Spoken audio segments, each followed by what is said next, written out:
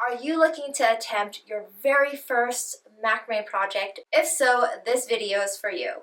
Welcome to our macrame wristlet keychain pattern for beginners.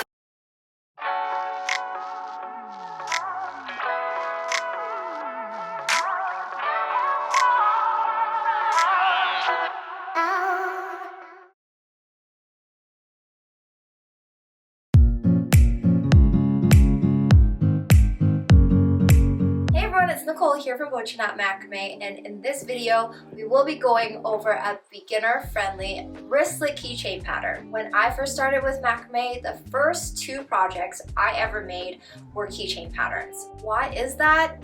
It's because they are less time commitment and they are simpler to make in general. Starting off with smaller projects first will help build that confidence you need to make larger projects. In this particular pattern and video, I will be going over everything step by step in a lot of detail, and I will also go over everything you need to know from the materials and supplies you will need for this pattern, along with a detailed walkthrough of all of the basic knots we will be using in this pattern. I hope you guys will enjoy this, and with that said, let's jump right in. Here are the list of materials and supplies I have used for this pattern.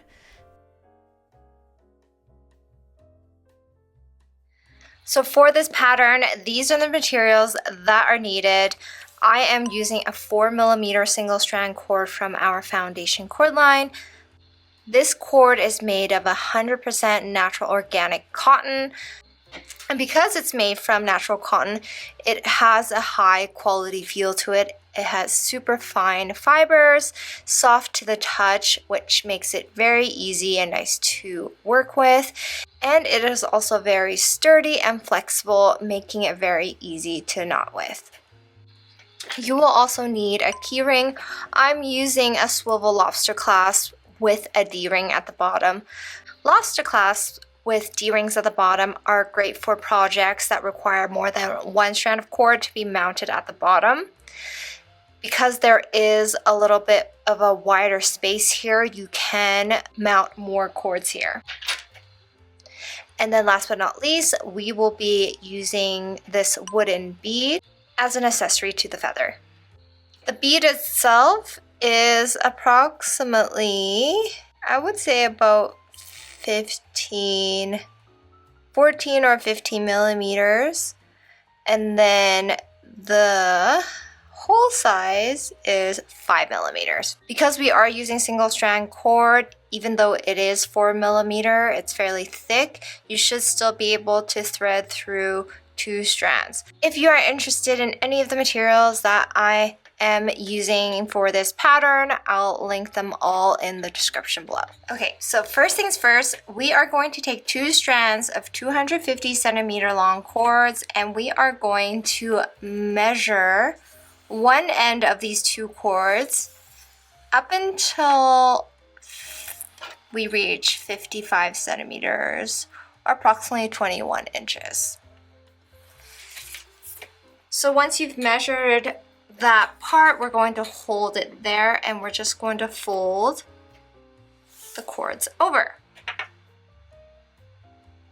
So once we've folded over, you'll see 2 loops, and we're going to make it so that the 55 centimeter long ends are both in the middle. So I flipped it over so that they're both in the middle.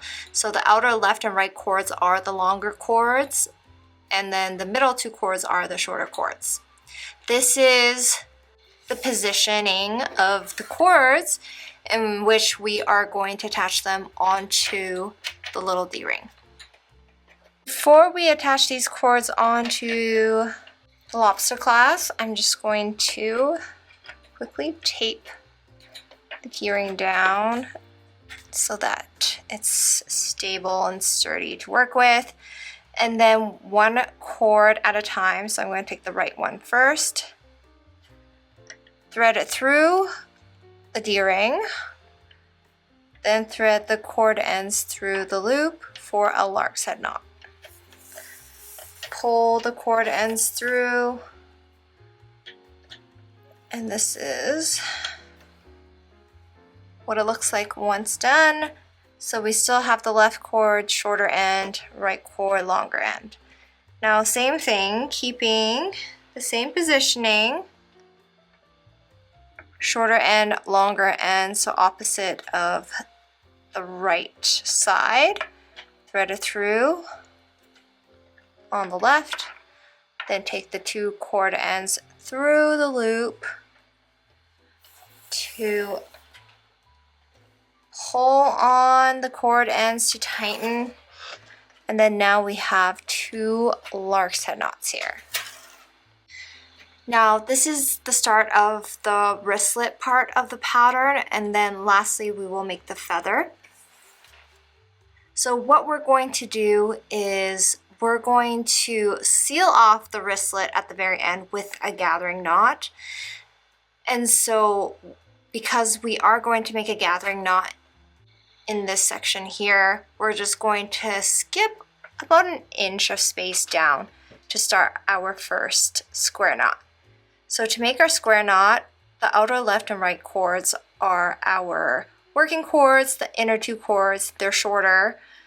They are just the anchor cords. So to start our first square knot, I'm going to bring the left cord over to the right cord over, underneath, and through the left loop.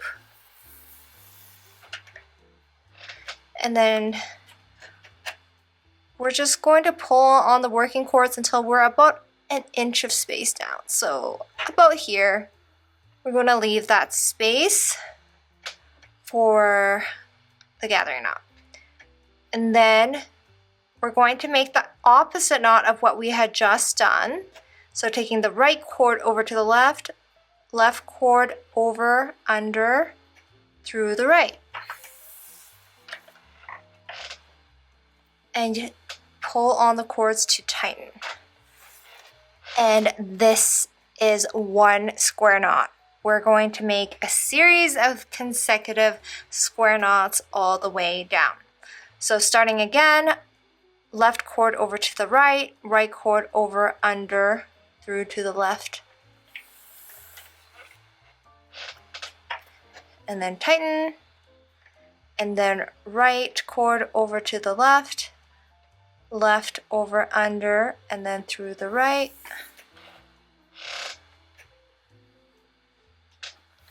And then we're going to make this downwards several more times.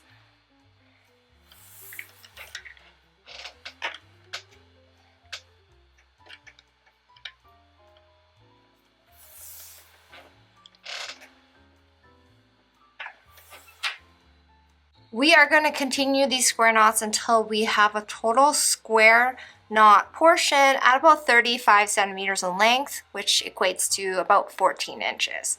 So keep going until this section gets to 35 centimeters. Once you are complete with the consecutive square knots, here I have the 35 centimeter length of consecutive square knots. You may see that some of your square knots are loose, some of them are tighter. If you do want to make sure that they are nice and even, you can pull on the anchor cords and shift the square knots together so that it gets rid of some of the spacing in between some of the knots, just to make sure that it is evenly spaced throughout. And if you do need to shift some square knots up so that it looks better, and that now it becomes slightly shorter than the 35 centimeters, then you can make a few more. There is a little bit of room until you reach back to the 35 centimeters. Okay, so once we are done, we are now ready to fold the pattern over and then seal it here with a gathering knot. So we're just going to bring it to the back. Make sure that the square knots, the front and the back, are matched up. And then we're going to take a separate 40 centimeter strand of cord for a gathering knot. So we're going to place one end there,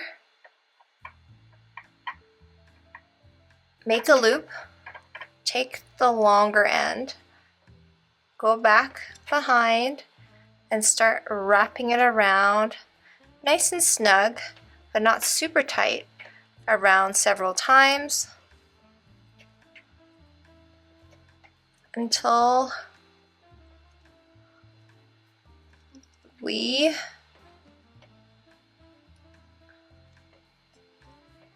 reach the bottom.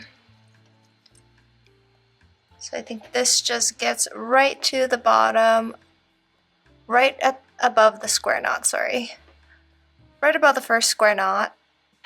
And then we take the cord end through the loop. And then make sure you remember which cord was the cord. Right here. This was the cord end that we had started with. Then we're just going to pull that end through. Make sure that the loop at the bottom is underneath the gathered cord so that the gathering knot doesn't come undone super easily. And then to tighten it further, you do see that it's kind of loose at the back, so we're just going to pull on the anchor cords to tighten them up.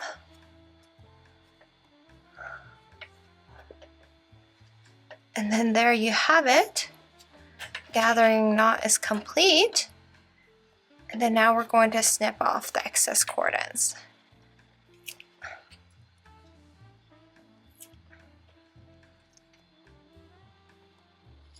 If you do have heavy keys, I do recommend dabbing a bit of glue here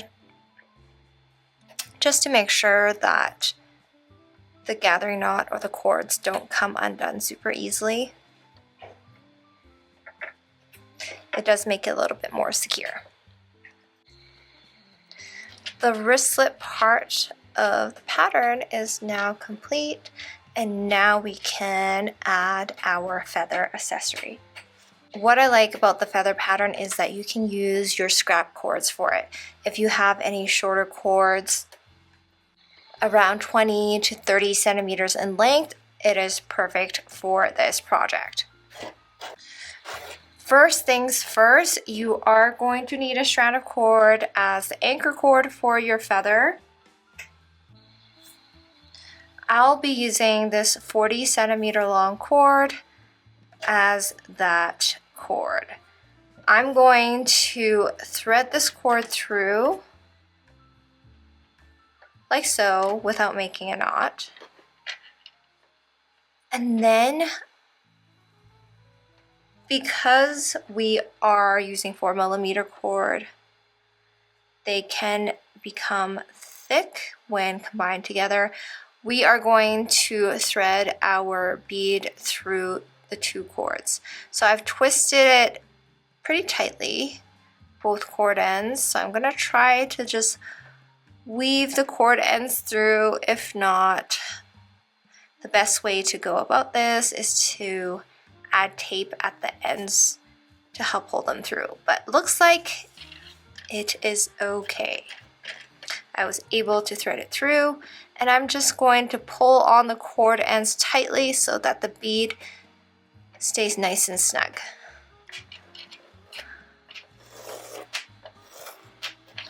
We are going to be using a different knot to make the feather. So using 20 to 30 centimeter long scrap cords, we are going to make a series of double half hitch knots all the way down. So to do that, taking our first strand of cord, place it underneath, take the bottom end over to the left, under, taking the same cord end onto the right side this time, and then also through the left, but through the loop this time. Then before we tighten, we just want to mash the cord ends so that they're nice and even on both sides. tighten. Then we're going to shift the knots up. And this is what the first double half hitch knot looks like. I'm going to show you guys again. And then we're going to continue this multiple times until we reach the bottom. So over to the left, and then over and through the loop. Tighten.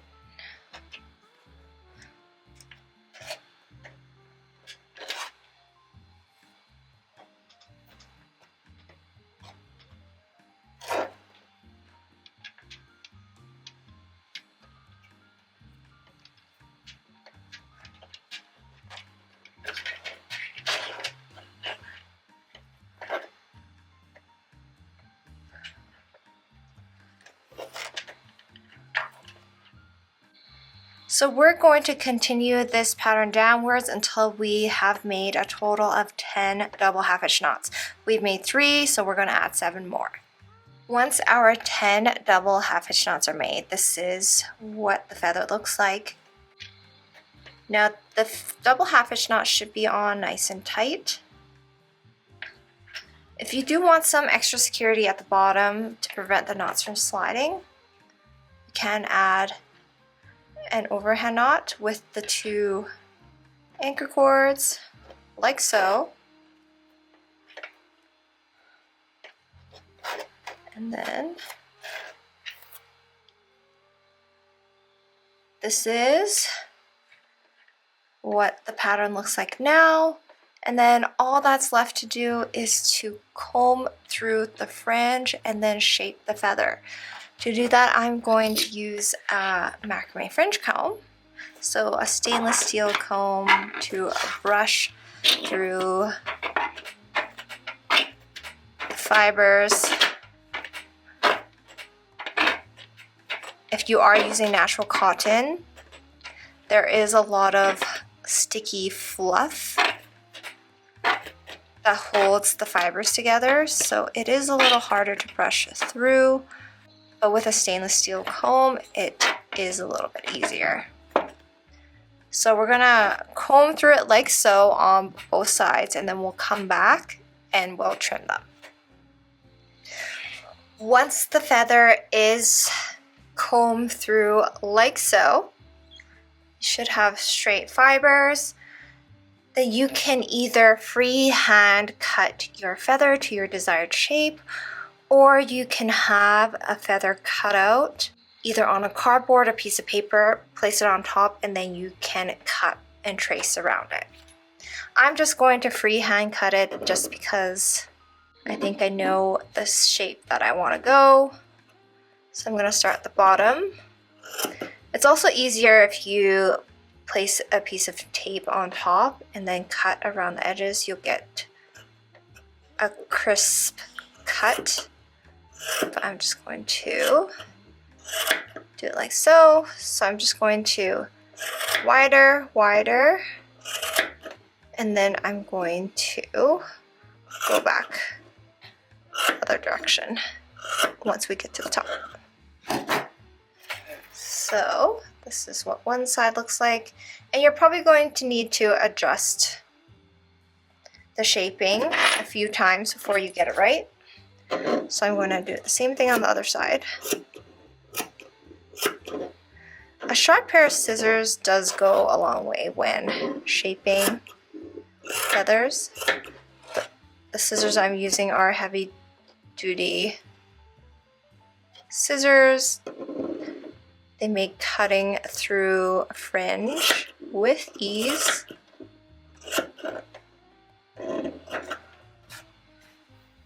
So I don't really like how the other side has turned out.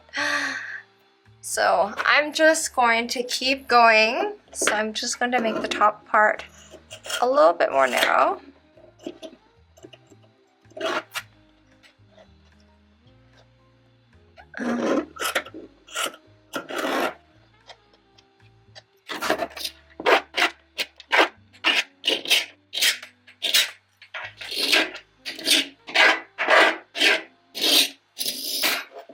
I do also have a video on how to get the perfect fringe. If you guys are interested in those tips, I'll link the video above here and also in the description below.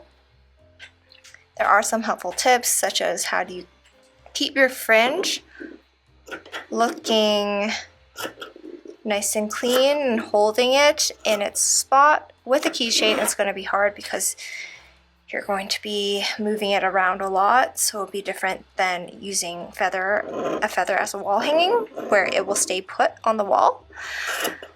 You can use a sealant like a fabric stiffener or hairspray to stiffen the fibers here so that they stay together.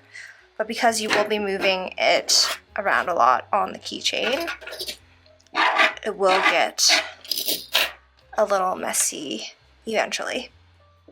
So I'm going to keep shaping. It's almost where I am. This side is looking good. I'm just going to shape this side to get to a similar shape.